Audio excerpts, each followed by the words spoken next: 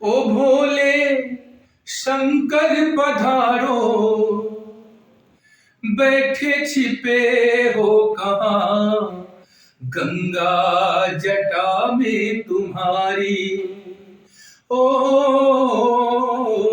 गंगा जटा में तुम्हारी, बैठे छिपे हो कहाँ।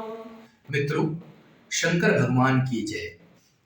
आइए आज हम जानते हैं पूज्य ज्योतिर्लिंग मल्लिकार्जुन के बारे में, जिनकी महिमा अद्वितीय है, जिनके बारे में महाभारत में कहा गया है कि जो भी इस ज्योतिर्लिंग का दर्शन करता है और इनका आराधन करता है, उसके समस्त पाप और ताप नष्ट हो जाते हैं। शिव पुराण, ब्रह्म वैवर्त पुराण एवं पद्म पुराण आदि में भगवान मल्लिकार्जुन ज्योतिर्लिंग की भूरी भूरी प्रशंसा की गई है।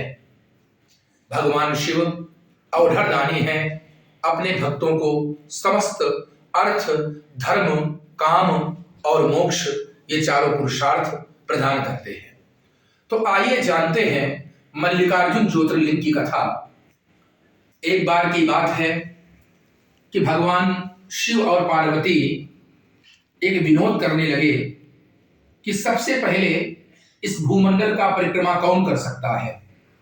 यह प्रतियोगिता भगवान गणेश और कार्तिकेय में हुई। इधर कार्तिकेय को अभिमान था कि मैंने तारकासुर को मारा है, इस कारण वे अपने आप को बलिष्ठ महसूस करते थे। वे तुरंत मोर पे सवार होकर के भूमंडल का परिक्रमा करने के लिए चल पड़े। इधर बुद्धि के दाता भगवान गणेश एक तो स्थूल काय भी हैं और दूसरे मूसक उनका वाहन है। उन्होंने सोचा कि मैं तो इस प्रकार की गति से पृथ्वी का परिभ्रमण कर ही नहीं सकता हूं। इस कारण से उन्होंने अपने अंदर सद्विवेक जगाया और अपने माता पिता से बोले कि हे मां, हे पिता, आप एक आसन पर विराजमान हुए।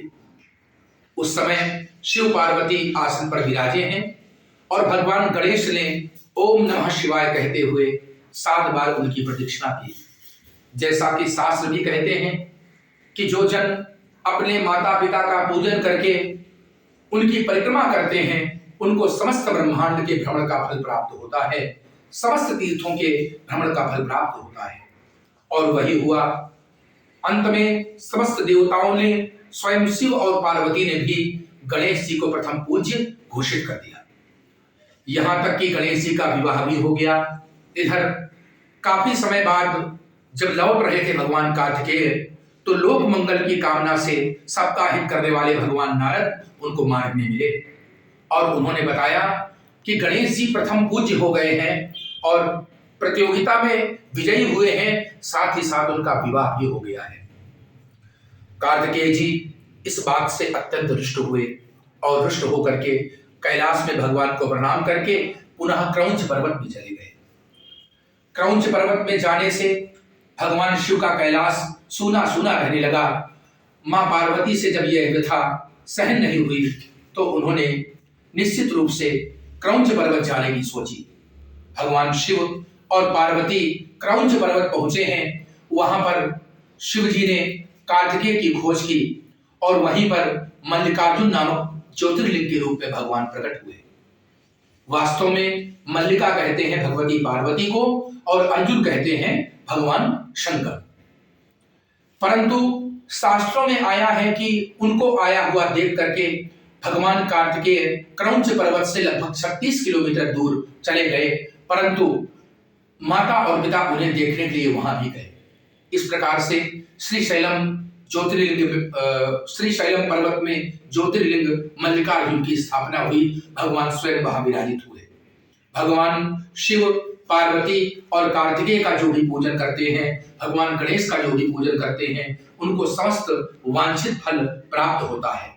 निश्चित रूप से उनके जीवन की समस्त विपदाएं नष्ट हो जाती हैं। भगवान शिव आशुतोष हैं, सबको निश्चित रूप से हर पदार्थ प्रदान करते हैं।